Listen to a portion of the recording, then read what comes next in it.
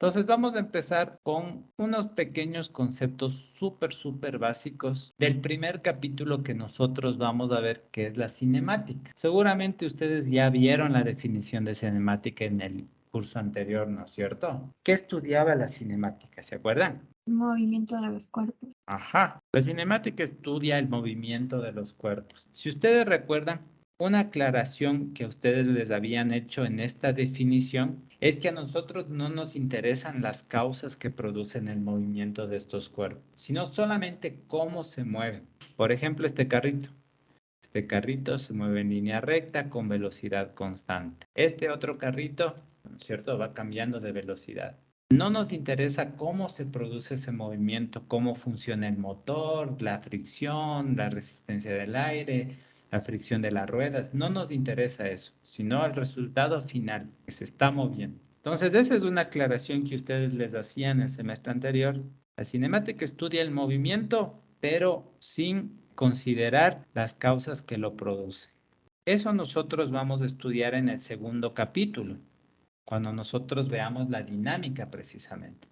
En la dinámica y en las leyes de Newton, como ustedes han de haber visto el semestre anterior, nosotros nos vamos a dar cuenta de qué es lo que produce que se muevan los cuerpos. Listo. Entonces, para poder describir el movimiento de un cuerpo, de una partícula, nosotros siempre lo tenemos que hacer con respecto a un sistema coordenado, un sistema de referencia. Este es mi sistema de referencia. Ustedes seguramente se han de acordar del semestre anterior, que a este le llamábamos X, a este le llamábamos Y en 3 dimensiones había otro eje por acá que se llamaba Z. Entonces, a los sistemas de referencia se les da un nombre, por ejemplo, este es O. Siempre que nosotros queramos describir el movimiento de un cuerpo, lo tenemos que hacer con respecto a un sistema de referencia, ¿ya? Esto va a cobrar muchísimo sentido más abajito cuando nosotros hablemos de la posición. Entonces, nosotros vamos a considerar dos cosas. Esta partícula de aquí, que va a estar en movimiento. Y por otro lado, por ejemplo, miren esta de acá, es otra partícula que va a estar en reposo. Y vamos a tratar de entender qué significa que algo se esté moviendo. Y antes de eso, ¿a qué nosotros nos referimos como hablamos de una partícula? ¿Por qué no dijimos un cuerpo? Entonces, cuando nosotros hablamos de una partícula, hablamos de un cuerpo que tiene una masa y dimensiones despreciables. Entonces eso significa que todo lo que vamos a ver en este curso no sirve para estudiar el movimiento de un carro. O sí, sí sirve para estudiar esto. Pero un carro no tiene masa y dimensiones despreciables. Entonces cuando nosotros hablamos de esto, nosotros nos referimos con respecto a un sistema de referencia determinado. ¿Qué significa eso, chicos? Que nosotros podemos definir nuestro sistema de referencia de una forma súper conveniente.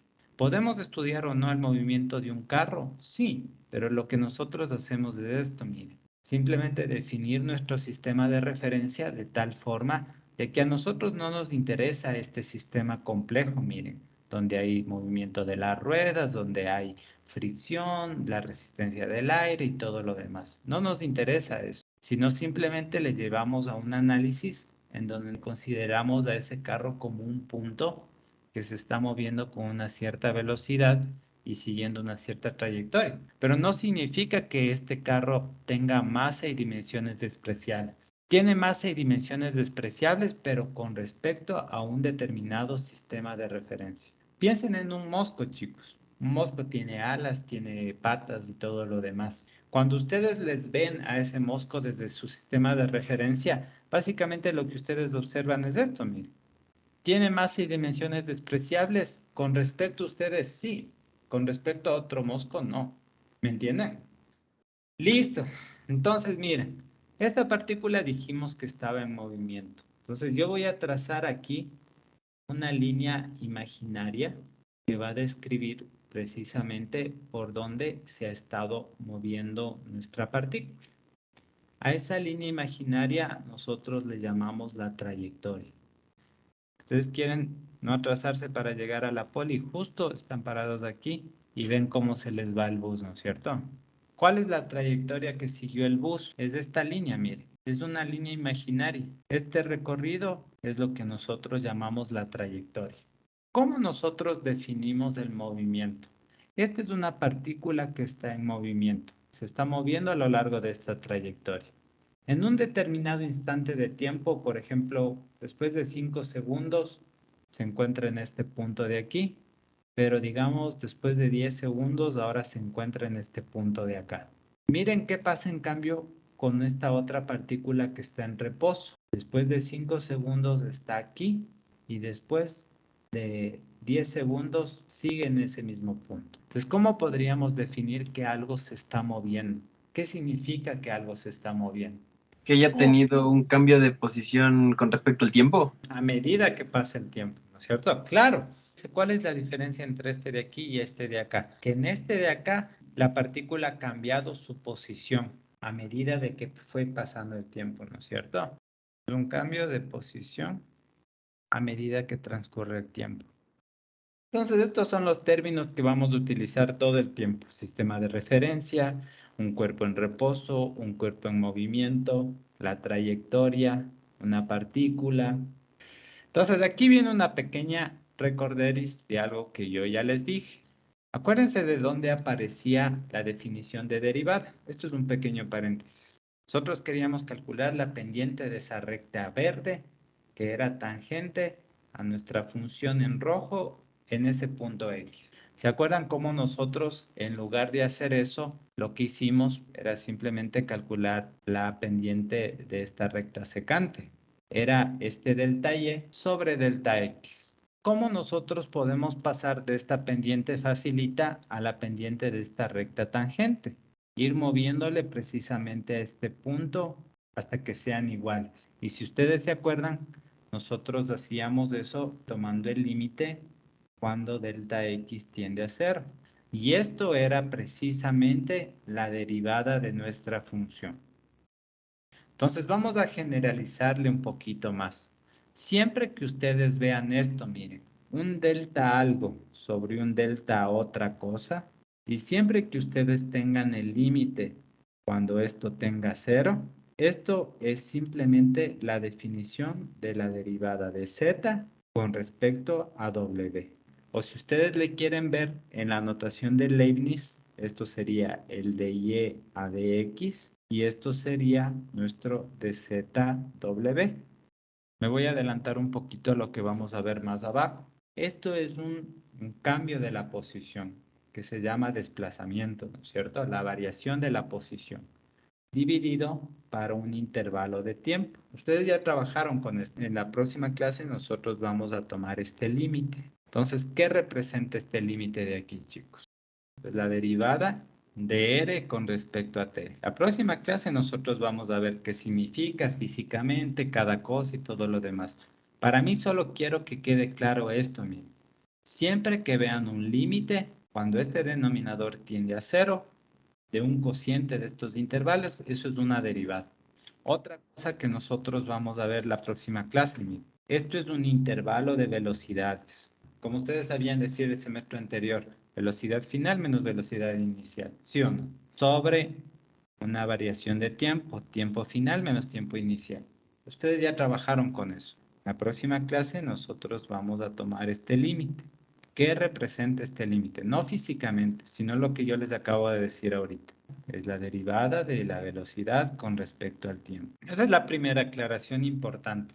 La segunda aclaración es la siguiente. Ustedes hasta este punto han trabajado únicamente con funciones de una variable. Por ejemplo, f de t es igual a t al cuadrado. Pero en este curso nosotros vamos a trabajar también con otro tipo de funciones, que son funciones vectoriales. Semestre anterior ustedes trabajaron con vectores. Este es el vector A, por ejemplo. 3i más 2j menos 9k. Ustedes se dan cuenta, las componentes de este vector son números, son constantes. Nosotros vamos a trabajar con funciones vectoriales. Nosotros vamos a tener tres componentes también. Una en i, una en j y una en k. Pero cada una de estas componentes no necesariamente van a ser números, sino que también puede ser funciones. Entonces aquí ustedes pueden tener t al cuadrado, aquí pueden tener e a la t, y aquí pueden tener t al cubo, por ejemplo. Entonces esto es lo que se llama una función vectorial. Y nosotros vamos a necesitar derivar este tipo de funciones. Nosotros ya sabemos cómo derivar este t al cuadrado, por ejemplo. ¿Cómo nosotros hallamos esta derivada? Intuitivamente, según ustedes, ¿cómo hallarían la derivada de esta función? Derivando cada componente. Miren lo que dice la compañera. La compañera diría, yo le derivaría este t al cuadrado, 2t en i. La derivada de la exponencial es e a la t en j. ¿Y la derivada de t al cubo? Es igual a 3 por t al cuadrado de k. 3t al cuadrado en k. Exactamente. ¿Se dan cuenta? Entonces no está tan grave tampoco.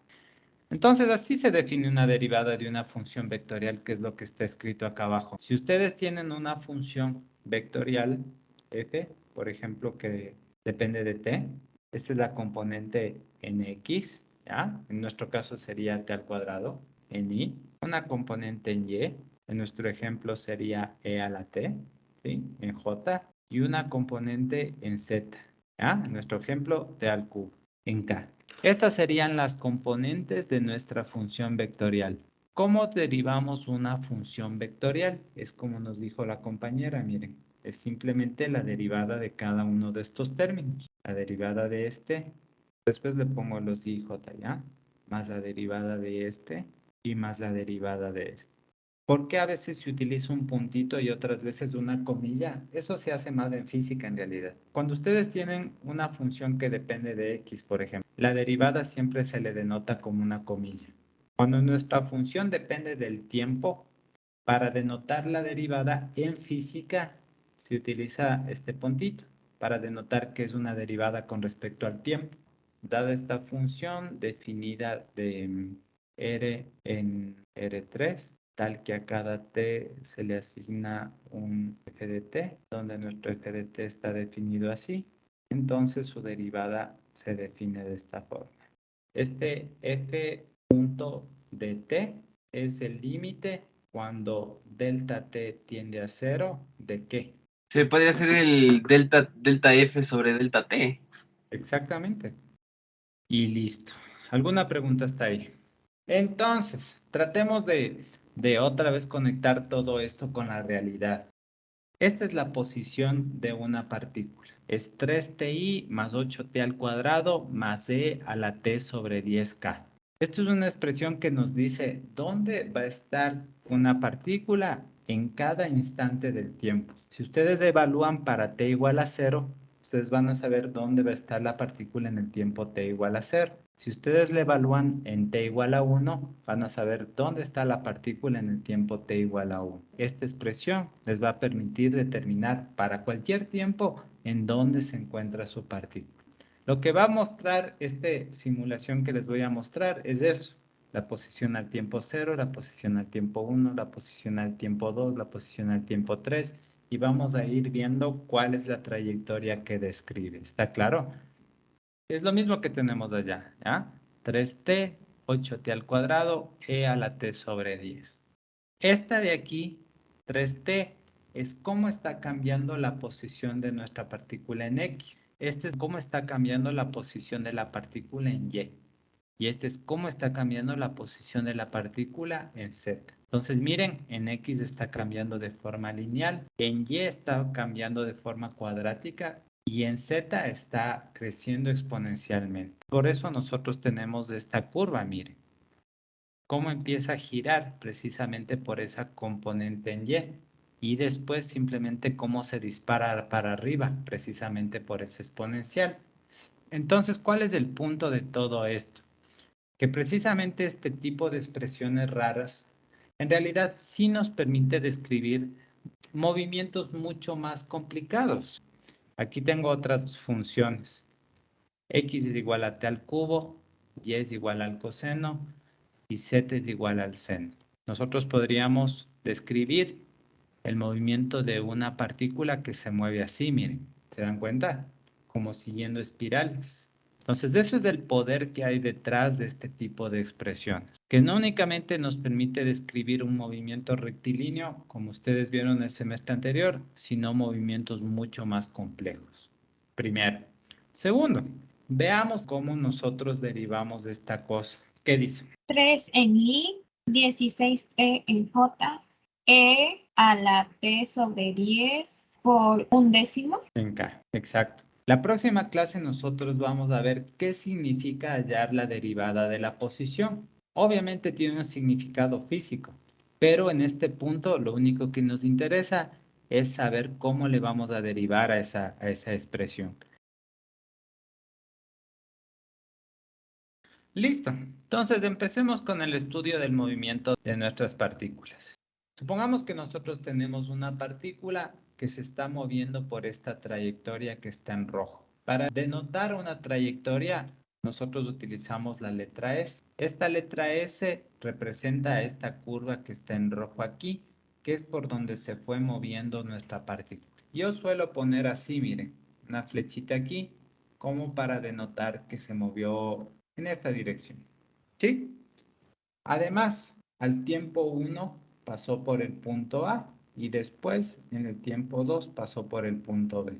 Por ejemplo, después de 5 segundos pasó por aquí y después de 10 segundos pasó por acá. Y fíjense que la descripción de nuestro movimiento la vamos a hacer con respecto a este sistema de referencia que está en negro y que yo le he llamado en no. Entonces, si nosotros quisiéramos describir el movimiento de una partícula, es simplemente definir algo que nos permita determinar dónde está. Y eso es precisamente lo que nosotros llamamos la posición. La posición es una magnitud física. Como ustedes recordarán del semestre anterior, es un vector, pues pongámosle vectorial. Eso significa que tiene magnitud y tiene dirección. Simplemente mide dónde se encuentra. Pero esto es súper importante con respecto a un sistema de referencia. ¿Por qué? ¿Por qué yo no simplemente podría quitar esta última parte de acá? Esto que está en negro es súper importante. Y esa es la razón por qué, perdón que les mueva, cuando estábamos acá arriba, yo les dije, para poder describir el movimiento de una partícula, siempre se lo tiene que hacer con respecto a un sistema de referencia. ¿Por qué aquí también, en esta definición de la posición, yo enfatizo en eso? ¿Por qué simplemente no podemos decir esto de acá? Por ejemplo, supongamos que este punto A es la poli, ¿ya?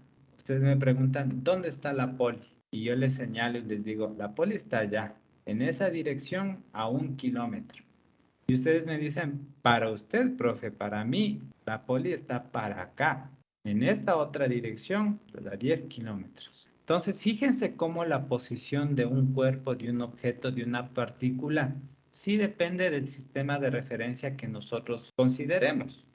Para mí, la poli está para acá, para el compañero, la poli está para acá. Entonces, fíjense cómo el movimiento de una partícula, y obviamente su posición, va a depender del sistema de referencia que nosotros consideremos.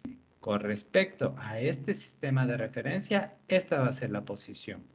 Pero con respecto a este otro sistema de referencia, esta va a ser la posición.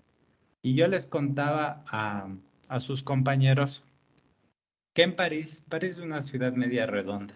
Más o menos en el centro de París está la famosa Catedral de Notre Dame. Y al frente de la Catedral de Notre Dame hay una cosa que se llama el punto cero de París. Porque claro, si ustedes quieren decir dónde está esta otra ciudad que se llama Orleans, obviamente la posición de esta ciudad va a ser diferente para una persona que esté en el norte, perdón, en el sur, una que esté en el norte, una que está por aquí o una que está por acá. Entonces, para nosotros poder decir dónde está esta ciudad, los franceses definieron este punto cero hace muchísimo tiempo. Esa ciudad de Orleans está acá, con respecto al punto cero de París. Pónganse a pensar, ¿dónde está Ambato? No va a ser lo mismo si ustedes viven en Guamaní, que si ustedes viven en el centro, que si ustedes viven en Carapungo, por ejemplo.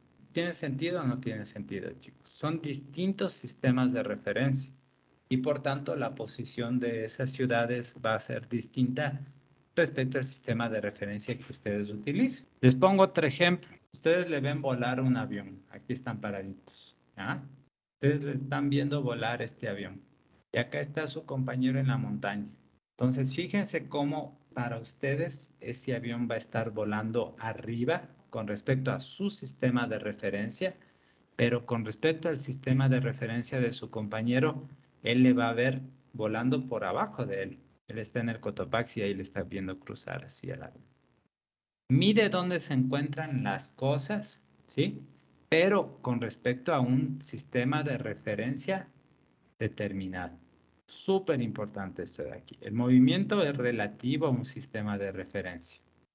Acuérdense lo que decíamos, lo que está escondido detrás de esta palabrita de aquí. Es una magnitud física vectorial.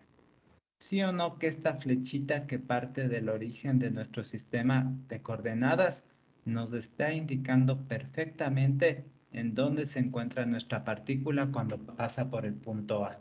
A la posición se le describe por la letra R.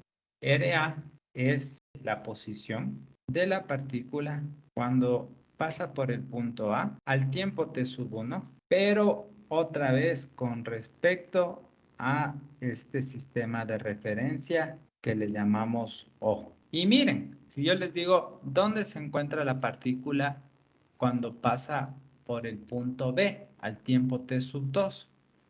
Si ustedes están parados en este origen del sistema de referencia, ustedes van a hacer esto, miren, me van a apuntar con su dedo y me van a decir, ahí está, miren. Simplemente nosotros le vamos a llamar R sub B, la posición de la partícula cuando pasa por el punto B al tiempo t sub 2. ¿Sí o no? Ambas con respecto a ese sistema de referencia. Entonces aquí vamos a hacer otro paréntesis, súper importante para definir una magnitud. ¿Qué es este simbolito que nosotros, es un triángulo, ¿ya? Que representa simplemente una variación. Entonces, si por ejemplo su variable es el peso, delta P mide cómo ha variado, cómo ha cambiado, cuánto se ha incrementado, cuánto ha reducido el peso. Les doy un ejemplo. Ustedes quieren saber si es que han subido o han bajado de peso. Entonces, este es el peso que ustedes tenían antes. Y aquí voy a poner el peso que ustedes tienen después de la pandemia. Se pesaron antes de la pandemia y pesaban 110 libras, digamos. Se pesan después de la pandemia y ustedes pesan 120. ¿Qué opinan? ¿Han subido de peso? ¿Han bajado de peso? ¿Se han mantenido igual?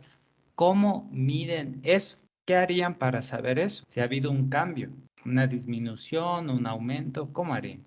El peso después de la pandemia menos el de antes de la pandemia. Por supuesto, ¿no es cierto? Entonces llamémosle a esto peso después y este es el peso antes. Entonces, como dice la compañera, simplemente nosotros decimos, a ver, lo que peso ahora menos lo que pesaba antes. Y esto es precisamente cómo nosotros definimos esta variación. Por ejemplo, T es la temperatura. ¿Cómo interpretan a ese delta T? La variación de la temperatura. ¿Y cómo se define? Temperatura final menos temperatura inicial. ¿Se dan cuenta? Supongamos, H es la altura. ¿Cómo miden ustedes cuánto han crecido? La altura que tienen ahora menos la altura que tenían cuando eran chiquitos. Una simple resta nos permite determinar precisamente esa variación. Miren lo que pasa acá. 120 menos 110 han aumentado 10 libras. Miren este otro caso. Antes pesaba 110, ahora pesa 100. ¿Qué ha pasado? Ha disminuido. ¿Cuánto ha disminuido? 10 libras. Y miren este otro caso. Antes pesaba 110, ahora pesa 110. ¿Cuánto ha variado? No ha variado nada, miren. Entonces esa variación, ese delta P es igual a 0. ¿Está claro, chicos? Este delta algo, este triangulito al lado de algo, es una medida de cómo ha cambiado, de cuánto ha cambiado.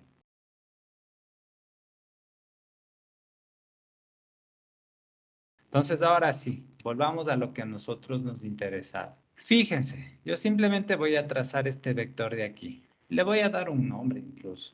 Ese vector celeste le voy a llamar X. Y si ustedes se acuerdan de suma de vectores, fíjense, este vector de aquí más este vector de acá es igual a este vector de acá. La posición en el punto A más ese vector X que me inventé ahorita es igual a la posición en el punto B. Entonces miren a qué es igual ese vector X. Si yo le despejo, me doy a dar cuenta que es igual a la posición que tiene nuestra partícula cuando pasa por el punto B, menos la posición que tenía la partícula cuando pasó por el punto A. ¿Y qué representa eso? El cambio de posición. Exacto, ¿no es cierto? Este vector X es simplemente una medida de cómo ha cambiado la posición de la partícula. La posición que tiene ahora menos la posición que tenía antes. ¿Y cómo denotábamos esos cambios, esas variaciones? ¿Cómo les representaban? Un delta R. Exacto, es simplemente esto, miren. Es un símbolo para denotar un cambio en la posición de la partícula. Entonces, por eso generalmente ustedes no le ven a esto como X, sino que ustedes les han de haber puesto delta R. Ahora ustedes saben que este vector en celeste de aquí mide cómo ha cambiado la posición de la partícula y a esto, como ustedes recordarán, se le llama el desplazamiento. Este delta R es el desplazamiento. ¿Y qué mide? Mide el cambio de posición. ¿Cómo interpretarían ustedes esto? Miren, chicos, delta T, que es algo con lo que vamos a trabajar la próxima semana. Una variación o cuánto ha cambiado, ¿qué cosa? Tiempo. El tiempo. ¿Ya? Entonces, ustedes el semestre anterior, ¿se acuerdan? Ustedes hablaban de posición final menos posición inicial. Pero en general no, miren. Esta puede ser nuestra posición inicial y esta puede ser nuestra posición final.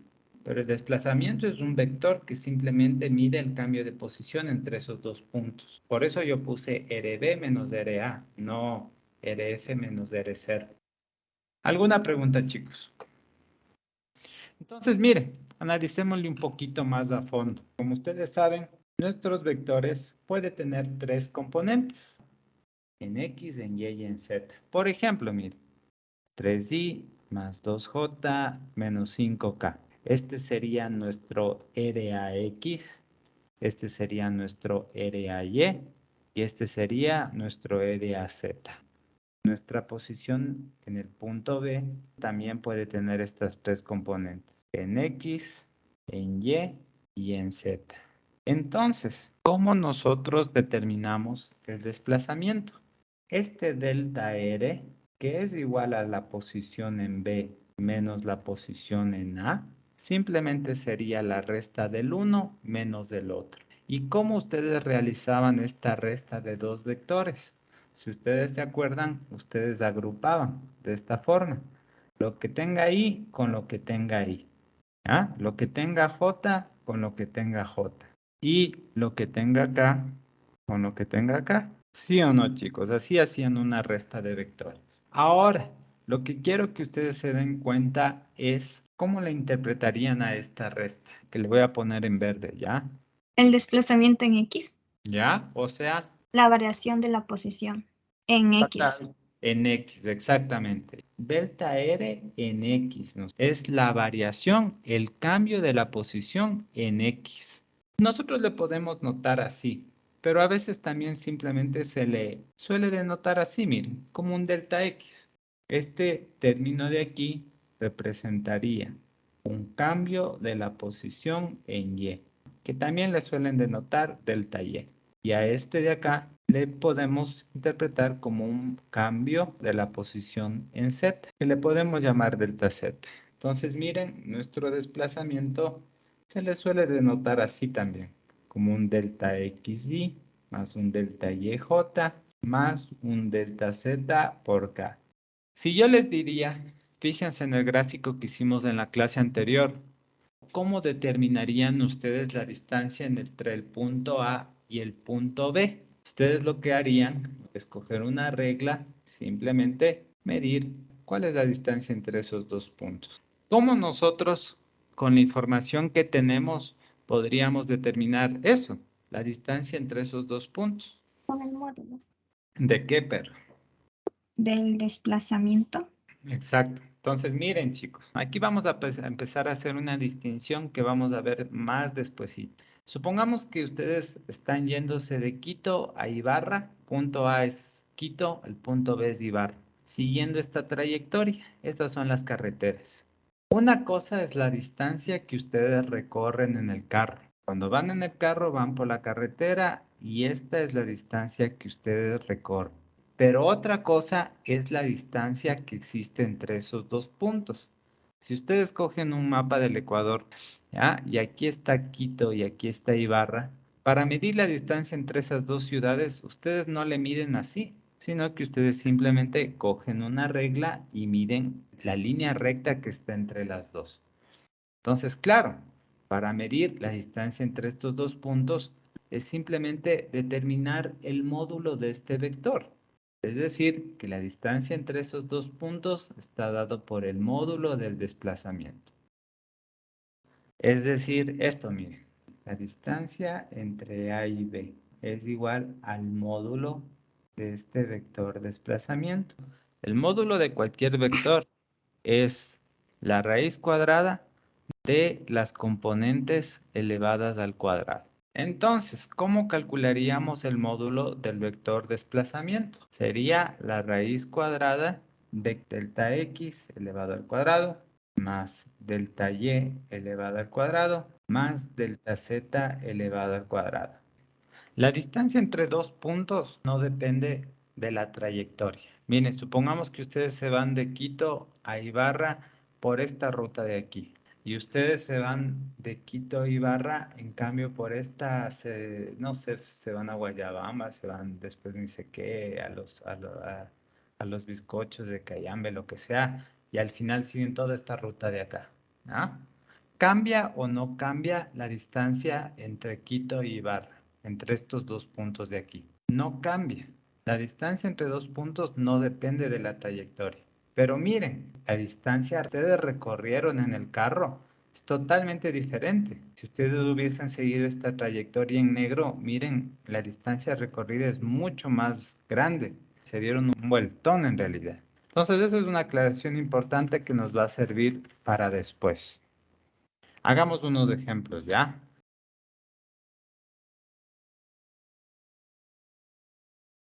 Entonces, miren lo que tenemos aquí, chicos. Esta expresión de aquí nos describe cuál va a ser la posición de una partícula para cualquier instante del tiempo. Es un vector, pero sus componentes no son números, sino son funciones.